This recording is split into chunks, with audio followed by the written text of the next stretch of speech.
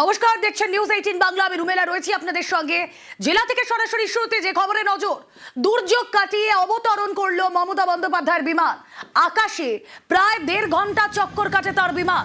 দুর্যোগে আকাশে চক্কর কাটতে থাকে মুখ্যমন্ত্রীর বিমান 1.5 ঘন্টা। কলকাতায় প্রবল ঝড় বৃষ্টি, আর তাতেই বিমান অবতরণের সমস্যা। অন্ডাল থেকে বিকেল 3:39 রওনা, কিন্তু কলকাতায় যেখানে 3:55 নামার কথা ছিল, সেখানে বিকেল 5:19 অবতরণ মুখ্যমন্ত্রীর বিমানে। সরাসরি চলে যাব, প্রতিনিধি অনুপ চক্রবর্তী রয়েছেন সঙ্গে। অনুপ, যেখানে আধ ঘন্টারও কম সময় লাগার কথা বিমান অবতরণে, সেখানে সময় লেগে গেল 1.5 ঘন্টা। দুর্যোগ, ঝড়ঝঞ্ঝা, সে কারণেই মুখ্যমন্ত্রীর বিমান 1.5 ঘন্টা পর অবতরণ করলো। এই যে টাইম স্প্যানে কি কি ঘটলো একটু জানাও আমাদের।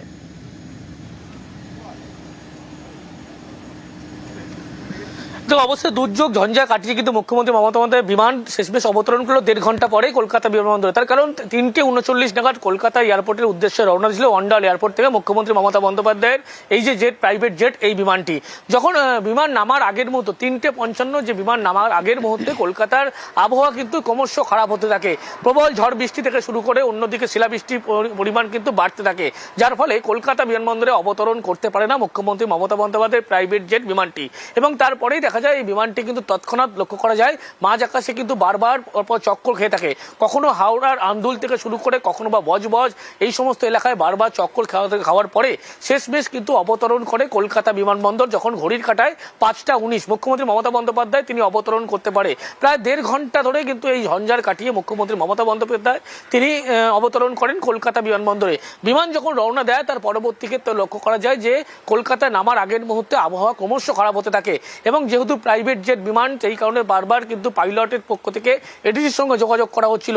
শেষমেশ যখন সবুজ সংকেত মেলে তারপরে বিমান অবতরণ করানো সম্ভব হয়। অত্যন্ত ঝুঁকিপূর্ণ একটা পরিস্থিতি তৈরি হয়েছিল, যে ঝঞ্ঝাট কাটিয়ে মুখ্যমন্ত্রী মমতা বন্দ্যোপাধ্যায়ের বিমান শেষমেশ কিন্তু 5:19 নাগাদ কলকাতা এয়ারপোর্টে অবতরণ করতে পারে।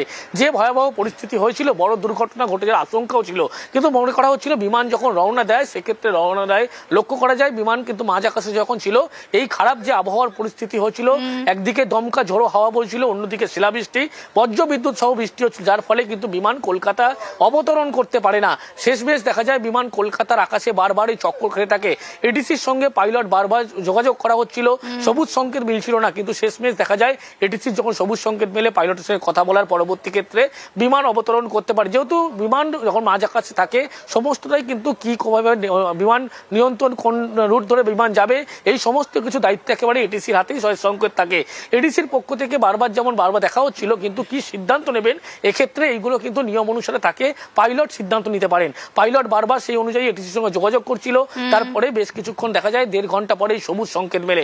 কিন্তু একাধিক যে প্রশ্নচিহ্ন ইতিমধ্যে উঠতে শুরু করেছে, তার অন্ডাল থেকে যখন 3:39 রওনা দেয় বিমান কলকাতার উদ্দেশ্যে, তার আগে খারাপ আবহাওয়া যে হবে এমনটা পরিস্থিতি কিন্তু ক্লিয়ারেন্স আগে থেকে জানানো হয়নি, তাই কারণে বিমান রওনা দিয়েছিল। মনে করা হচ্ছে এটিসির যে ভূমিকা, সেই ভূমিকা নিয়ে অবশ্যই এটিসির ভূমিকা নিয়ে এই মুহূর্তে প্রশ্ন। কিন্তু সেই সময় যখন এই 1.5 ঘন্টা সময় ধরে বিমান চক্কর খাচ্ছিল মাঝ আকাশে, বিমান অবতরণ করানো যাচ্ছিল না, ঠিক সেই সময় ফ্লাইট রাডারে ঠিক কি ধরা পড়ছিল আসুন দেখায়।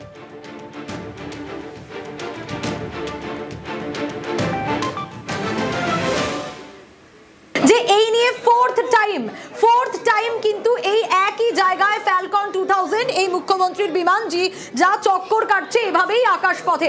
যেভাবে শিলাবৃষ্টি শুরু হয়েছিল 3:55 বিমান অবতরণের কথা ছিল, এক্সাক্ট লোকেশন এটা, কিন্তু আন্দুল হয়ে, রায়পুর হয়ে, রাজপুর, সোনারপুর এলাকা দিয়ে প্রায় 4 বার এই বিমান ঠিক এভাবেই চক্কর কেটেছে। এবং এই মুহূর্তে এক্সাক্ট লোকেশন ঠিক এটা। এবং এই যে 4 বার বলছি কেন, এই একই জায়গা যদি দেখো, 1 বার, 2 বার, 3 বার, 4 বার কিন্তু এই একই পথ দিয়ে যাচ্ছে। এই মহেশতলা এলাকা, সরসুনা কলেজ এবং এইদিকে রসপুঞ্জ, ঠিক এই জায়গা দিয়েই কিন্তু বিমান ইতিমধ্যেই এক্সাক্ট লোকেশন। ফ্লাইট রাডারে সেই সময় কি ধরা পড়েছে আপনাদেরকে দেখালাম। আর এই সময় পাইলটদের একটা গুরুত্বপূর্ণ ভূমিকা থাকে, তাদের কি অভিজ্ঞতা হয়, কি করা উচিত, এই সময় আমরা কথা বলেছিলাম দুজন পাইলটের সঙ্গে, শুভাগত জোয়ারদার এবং আশরাফ শেখ। কি বলছেন তারা শুনবো। এরকম হওয়াটা খুবই স্বাভাবিক। যদি কখনো হঠাৎ বৃষ্টি আসে বা ল্যান্ডিং পসিবল না হয়, তাহলে এয়ারক্রাফটকে আমরা ডেফিনেটলি সেই ব্যাড ওয়েদার সিচুয়েশনটা আসতে দিই, ওখানে অপেক্ষা করা হয়। বৃষ্টিটা কমে গেলে তারপরে যখন ওয়েদার কন্ট্রোলের মধ্যে আসে ততক্ষণ আমরা ওখানে এসে ল্যান্ড করি। এটা নর্মাল স্ট্যান্ডার্ড প্রোটোকল থাকে, এর জন্য আলাদা রিজার্ভ থাকে, ফিউল থাকে। আর যদি তার মধ্যে দেখা যায় যে বৃষ্টি কমছে না বা রানওয়ে কন্ডিশন সুটেবল নয়, তাহলে অন্য জায়গাতে ডাইভার্ট করতে হয়। যদি আগে থেকে এটা জানা থাকে যে ওখানে ব্যাড ওয়েদারের সম্ভাবনা আছে, সেভাবে পাইলটরা রিজার্ভ ফিউল বলা হয়, সেই রিজার্ভ ফিউল নিয়ে চলেন, ওল্ড ফিউল যেটাকে বলা হয়। জেনারেলি ডিপেন্ড করে টাইপ অফ এয়ারক্রাফটের উপরে, কি ধরনের এয়ারক্রাফট। বাট জেনারেলি 15 মিনিট থেকে আধ ঘন্টা, 45 মিনিট, 1 ঘন্টা দেখা যায় যে হোল্ড করার থাকে।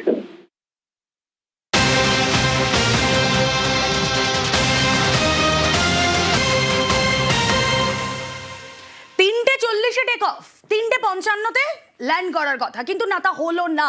কেন হলো না? কারণ কলকাতায় ঝড় বৃষ্টি, ব্যাপক দুর্যোগ, সেই জন্য ল্যান্ড করতে পারলো না বিমান।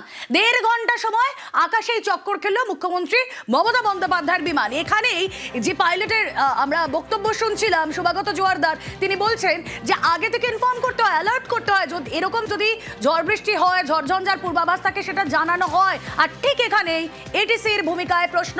এয়ার ট্রাফিক কন্ট্রোল কেন আগে ঝড়ঝঞ্ঝার খবর জানায়নি তারা? অন্ডাল কলকাতা মাত্র আধ ঘন্টা আকাশপথের দূরত্ব, আগে থেকে সতর্ক করা হলে বিমান বিপত্তি হতোই না। এটিসির ক্লিয়ারেন্স দেওয়া নিয়েও এখানে প্রশ্ন উঠছে। কথা বলবো, প্রতিনিধি আবির ঘোষাল রয়েছেন সঙ্গে। আবির, দেখো, দুটো বিমানবন্দরই, একটা অন্ডাল বিমানবন্দর এবং কলকাতা বিমানবন্দর, দুটো ক্ষেত্রেই তো রাতে বিমান ওঠানামার ক্ষেত্রে কোনো ধরনের কোনো সমস্যা নেই।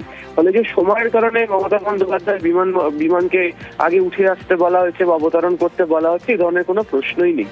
দ্বিতীয়ত হচ্ছে যে পাইলটদের কাছে এয়ার ট্রাফিক কন্ট্রোলের তরফ থেকে ওয়েদার ডেটা বা অ্যালার্ট দেওয়া হয়। যারা পাইলটরা ছিলেন মমতা বন্দ্যোপাধ্যায় বিমানে, তারা সেই ওয়েদার ডেটা অ্যালার্ট দেখেছেন এবং তাদের কাছে আকাশ পরিষ্কার বলা হয়েছে, তারপরেই তারা বিমান উঠিয়েছেন।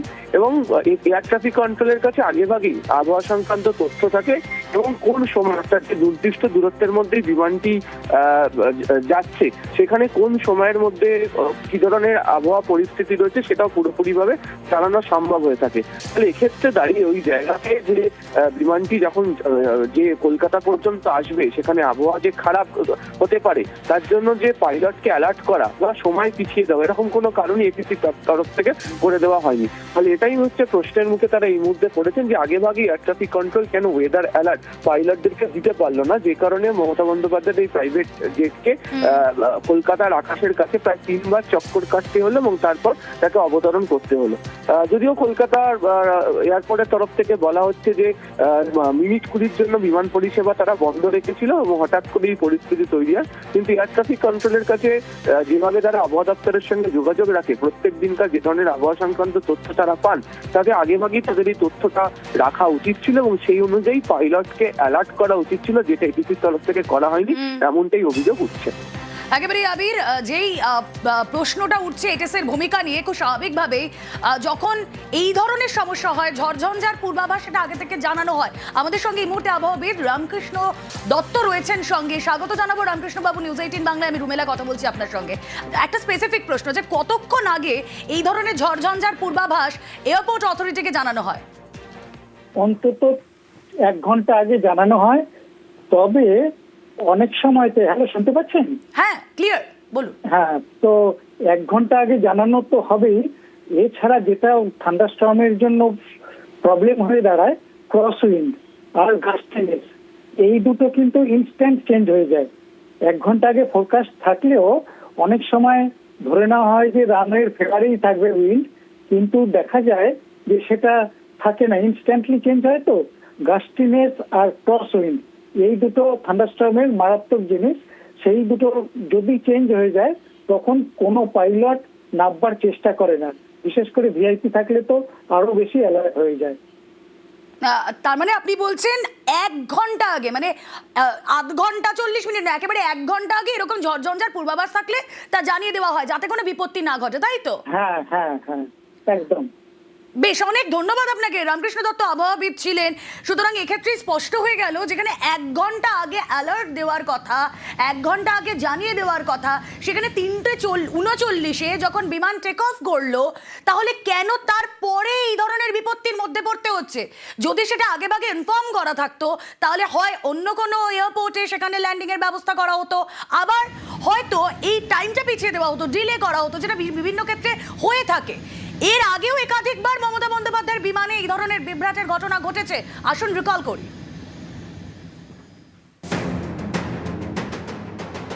বারাণসী থেকে কলকাতা ফিরছিলেন মমতা বন্দ্যোপাধ্যায়।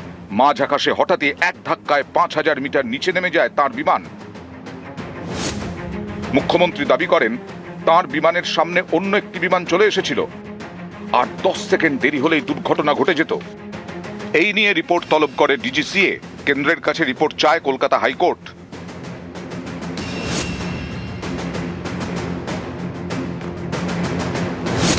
পাটনা থেকে কলকাতা ফেরার সময় বিপত্তি। কলকাতা বিমানবন্দরে নামার অনুমতি না মেলায় প্রায় 30 মিনিট আকাশ চক্কর কাটে বিমান।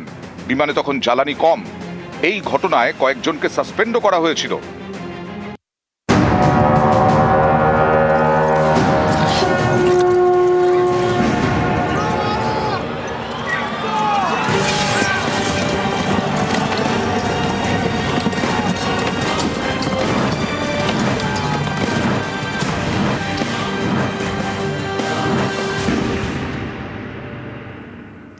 আসুন এবার ভোট পূর্ববর্তী কিছু ছবি আপনাদেরকে দেখায়। রণক্ষেত্র বাসন্তীর বাজার, কি হয়েছে সেখানে? তৃণমূল বিজেপি সংঘর্ষ, উত্তপ্ত এলাকা। সংঘর্ষ ঠেকাতে গিয়ে আক্রান্ত পুলিশ, পুলিশকে রাস্তায় ফেলে মার। দেখুন সেই ছবি। বাসন্তী থানার এসআইকে রাস্তায় ফেলে বাঁশ দিয়ে এলো পাথারি মার। মারের চোটে মাথা ফেটে যায় এসআই সৌরভ গুহর।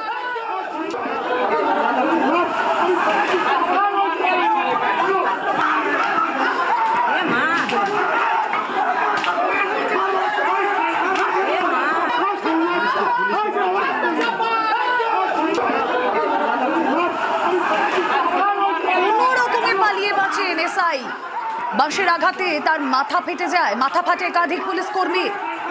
আগ্নেয়াস্ত্র দিয়েও আঘাতের অভিযোগ আহত পুলিশ কর্মীদের।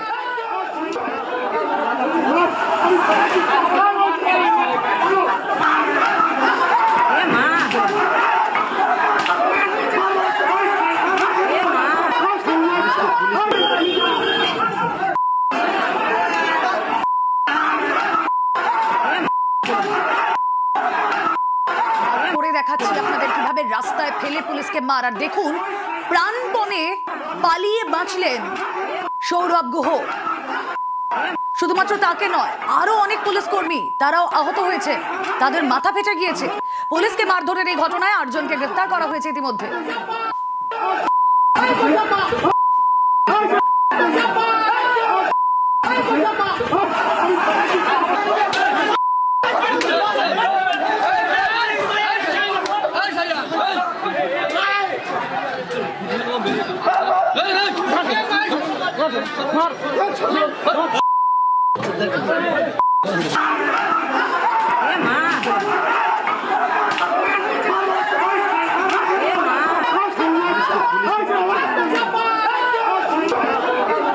তারা মারলো, অ্যাকচুয়ালি আমরা তো চিনতে পারিনি।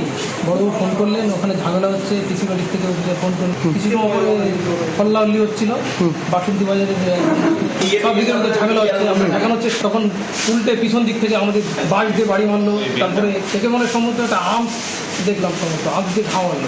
মারার পরে আমরা ছুটছিলাম, তবুও পিছন দিক থেকে মারছে।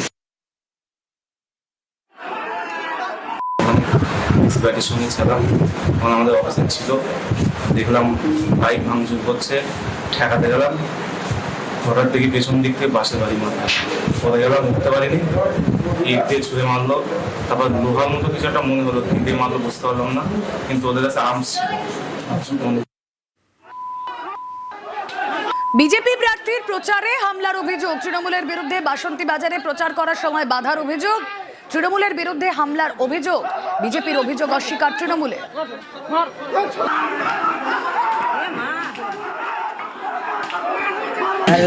পরিকল্পিতভাবে আজকে আমাদের জনসংযোগ প্রক্রিয়াকে আজকে স্তব্ধ করে যে সমস্ত আজকের গাড়িও করেছিল সেই গাড়িগুলোকে আজকে ভাঙচুর করেছে। তৃণমূল কংগ্রেসের নেতাদের সাথে প্রশাসনিক বন্ধু বিডিও অফিসার যুক্তভাবে আজকে টাকার বিনিময়ে বিক্রি হয়ে গিয়ে বিজেপির ক্যান্ডিডেট হিসেবে আমরা যে জনসংযোগ প্রক্রিয়া করছি তা মানুষদের মধ্যে ভয় ভীতি আতঙ্কের মাধ্যমে বাসন্তী বিধানসভার মানুষদেরকে আতঙ্কিত করে তুলছে। তৃণমূলের এরকম দুর্দশা আসেনি, ঝামেলা অশান্তি করে ভোট করতে হবে। বিজেপির প্রার্থী বাজার পরিক্রমা করছিল, দিয়ে দুটো একটা ছেলে সাধারণ পাবলিককে মারধর করে, সেইটার ইস্যু করে ওখানে গন্ডগোল ঝামেলা। রাজনৈতিকগতভাবে তৃণমূল কংগ্রেসকে না হারাতে পেরে অন্য ইস্যু তৈরি করে নির্বাচনে বৈতরণী পার করতে হবে। তৃণমূল কংগ্রেসের সকল কর্মী নেতৃত্ব সবাই সজাগ আছে। বিজেপি যতই চেষ্টা করুক না কেন আবার কিন্তু তৃণমূল কংগ্রেস বিজেপির প্রার্থী কি বলছে না বলছে আমার দেখে লাভ নেই। তার 5-10 ছাড়া তার প্রচার বার করার সে ক্ষমতাটাই তো নেই।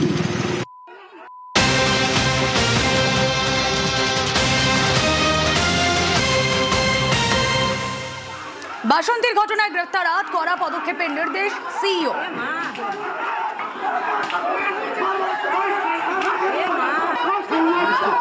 বাসন্তীর ঘটনায় ইতিমধ্যে তুঙ্গে দরজা তৃণমূলকে আক্রমণ শ্রমিক ভট্টাচার্যের, তার পাশাপাশি পাল্টা জয়প্রকাশ মজুমদারের।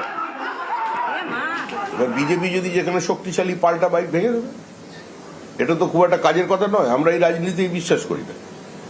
পুলিশ আক্রান্ত হয়েছে এরকম কোনোদিন শুনিনি, এখন শুনছি। সাধারণত পুলিশকে তৃণমূলই আক্রমণ করে।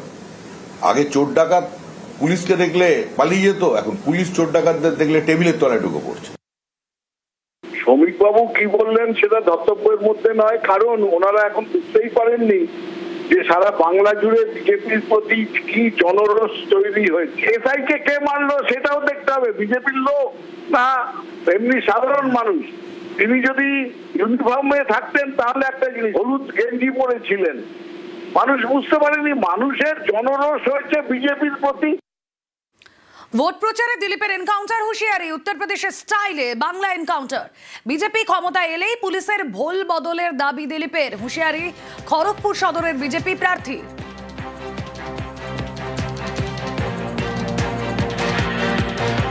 আমরা নাকি অস্ত্র নিয়ে ভয় দেখিয়েছি, যে ভয় পাবে তাকে তো দিলীপ ঘোষ ভয় দেখাবেই। তুমি ভয় পাও কেন ভাই? দম থাকলে সামনে আসো। অন্যের মাল লুট করবে, চুরি করবে, পেছনে লাগবে, আর পুলিশ দিয়ে চমকে ভোট করতে যাবে। তা আমি চমকাবো না? চমকাবো। চমকেই রাজনীতি করেছি। খড়গপুরের লোক সেই জন্য দিলীপ ঘোষকে ভোট দেয়। আর এবার তো লড়তে হবে না, ভেতরে ঢোকাবো, কারণ ক্ষমতায় আসবে বিজেপি। পশ্চিমবাংলায় পরিবর্তন হবে। এ পুলিশ আজকে মাফিয়া গুন্ডার সঙ্গে বসে চা খাচ্ছে, এই চোর নেতাদের সঙ্গে চামচাগিরি করছে। সে পুলিশই দেখবে অন্য রূপে উত্তরপ্রদেশের স্টাইলে কিরম এনকাউন্টার করবে, কিরম ভেতরে ঢোকাবে, দেখে নেবেন। দিলীপের এনকাউন্টার হুঁশিয়ারির পাল্টা ফিরহাদ হাকিম বলছেন গণতন্ত্রই শেষ কথা। ওরে বাবা, এনকাউন্টার, তার মানে আবার সেই অমিত শাহর মতন কিন্তু দিলীপ ঘোষকে আবার জেলে থাকতে হবে, কারণ মোদিজি যাচ্ছে। আবার কিন্তু ওই কেসটা সিবিআই যেটা ক্লিন চিট দিয়েছিল ওটা কিন্তু আবার আসবে। দিলীপ দা ভুলে যাবেন না, শেষ কথা আইন বলে, শেষ কথা গুন্ডা বলে না, এনকাউন্টার বলে না। অমিত শাহ এনকাউন্টার করিয়েছিল, অ্যারেস্ট হয়েছিল, জজ সাহেবকে খুন করা হয়েছে। অমিত শাহকে ক্লিন চিট দিয়েছে সিবিআই, যেহেতু সেন্ট্রাল গভর্নমেন্টের পাওয়ার এসছে। পাওয়ার কিন্তু আবার চেঞ্জ হবে। শেষ কথা গণতন্ত্র বলবে, শেষ কথা মানুষ বলবে। ভোটের মুখে রামনবমীর মিছিল ঘিরে অশান্তির কোনো ঘটনা ঘটেনি, তবে রাজনীতির হাওয়া গরম।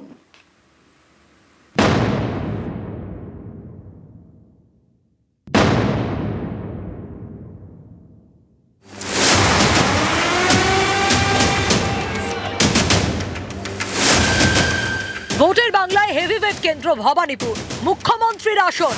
সেখানেই এবার বিজেপির বাজি শুভেন্দু অধিকারী। এদিন ভবানীপুরে তিনি রামনবমীর মিছিলে হাঁটেন।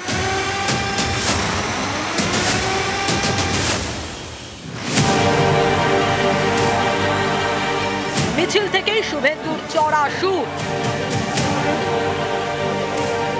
রাম রাজ্য রাম রাজ্য রাম রাজ্য, হাতে কাজ পেটে ভাত মাথায় ছাদ, প্রজা কল্যাণ সুশাসন।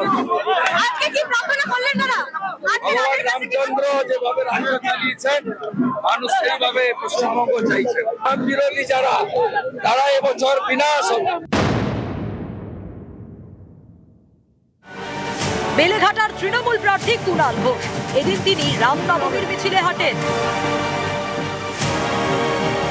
জোড়াসাঁকোর প্রার্থী বিজয় উপাধ্যায়, আমি লাগোয়া বেলেঘাটার প্রার্থী।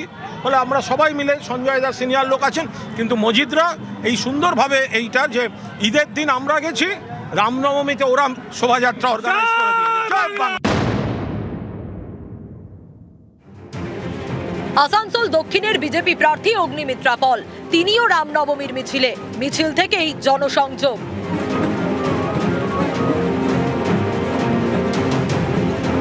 উৎসব বা ধর্ম, এটাকে রাজনীতিতে আমরা আনার আমাদের সেই মানসিকতা নেই। রাজনীতি হবে উন্নয়ন নিয়ে, রাজনীতি হবে আমি কতটা কাজ করেছি, আমার বিরোধী যে আছেন সে কতটা কাজ করেছে।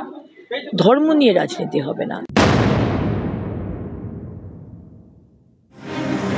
পশ্চিম মেদিনীপুরের ডেবরা, এখানে রামনবমী উপলক্ষে বাইক মিছিল করেন খড়গপুর সদরের বিজেপি প্রার্থী দিলীপ ঘোষ।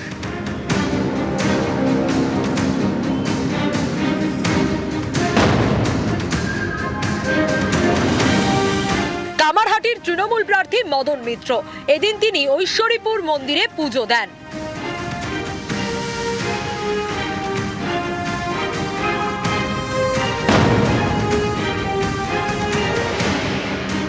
বাঁকুড়ার ওন্দার বিজেপি প্রার্থী অমরনাথ শাখা, এদিন রামনবমীর মিছিলে হেঁটে প্রচার সারেন।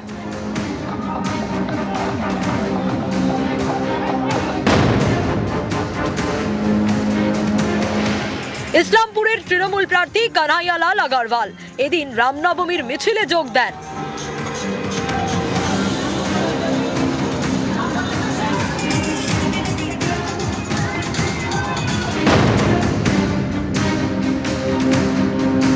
বীরভূমের সিউড়িতে রামনবমীর মিছিল।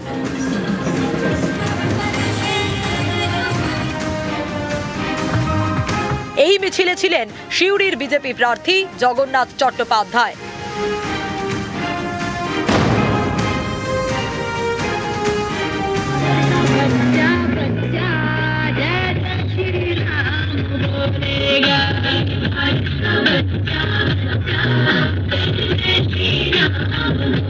হাওড়ার শিবপুরে বিজেপি প্রার্থী রুদ্রনীল ঘোষ রামনবমীর মিছিলে হাঁটেন, নাচেন।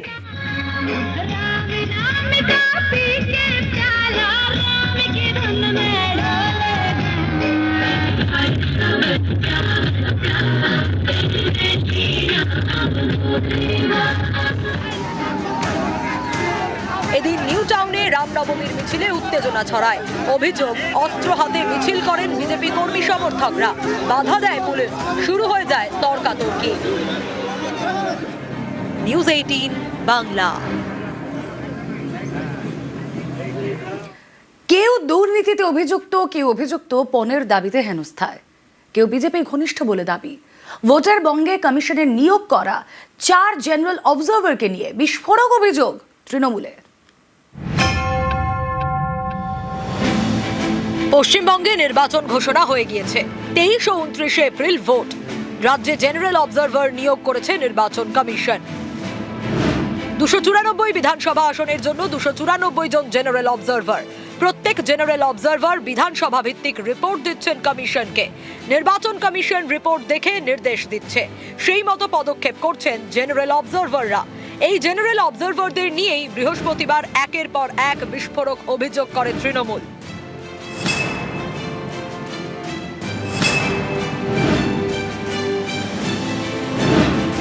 ধীরজ কুমার মালদার গাজলের জেনারেল অবজারভার। তৃণমূলের দাবি, মহারাষ্ট্রের হেলথ কমিশনার থাকাকালীন 8,000 কোটি টাকার অ্যাম্বুলেন্স টেন্ডার দুর্নীতিতে অভিযুক্ত এই ধীরজ কুমার। বিরোধীরা বলেছিলেন যে লোকাল লিডারের আত্মীয়কে বেনিফিট করার জন্য এই টেন্ডারটা ডাকা হয়েছে।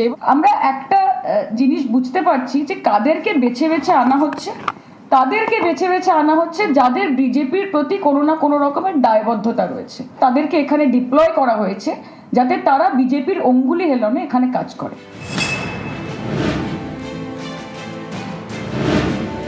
অজয় কেতসরিয়া বনগাঁ দক্ষিণের জেনারেল অবজারভার।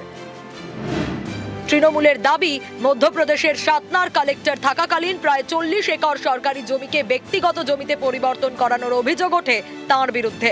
রেওয়া কমিশনারের রিপোর্টে তিনি দোষী সাব্যস্ত হন। তারপরেও মধ্যপ্রদেশের বিজেপি সরকার তাকে ক্লিন চিট দেয় বলে দাবি। ছবিটা আপনারা দেখুন, অজয় কাটিসারিয়া বনগাঁ দক্ষিণের ইনি অবজারভার হিসেবে এসছেন। কিভাবে জ্ঞানেশ কুমার বেছে বেছে লোক পাঠাচ্ছেন দেখুন, তার বস অমিত শাহের পরামর্শে। এর আগে মধ্যপ্রদেশে বিজেপি সরকারের সময় সাতনায় কালেক্টরেটে কাজ করতেন, তার নামে দুর্নীতির অভিযোগ আসে। তৎকালীন মধ্যপ্রদেশ সরকার শিবরাজ সিং চৌহান একটা কমিশন চালায় এবং তাই তিনি দোষী সাব্যস্ত হন। 2025 সালে 7ই নভেম্বর গভর্নমেন্ট চেঞ্জ হয়ে যায়। তার পরবর্তী যে বিজেপি সরকার আসে তারা আবার একটা কমিশন বসিয়ে তাকে ক্লিন চিট দেন। তার মানে এক বিজেপি সরকার তাকে দুর্নীতির জন্য অভিযোগ করছে, আরেক বিজেপি সরকার তাকে দুর্নীতির জন্য ছাড় দিচ্ছে। এই লক্ষ্যে আমাদের বনগাঁ দক্ষিণে শ্রী জ্ঞানেশ কুমার, জ্ঞানের ঈশ্বর, আমাদের অজ্ঞান করার জন্য একে পাঠিয়েছেন।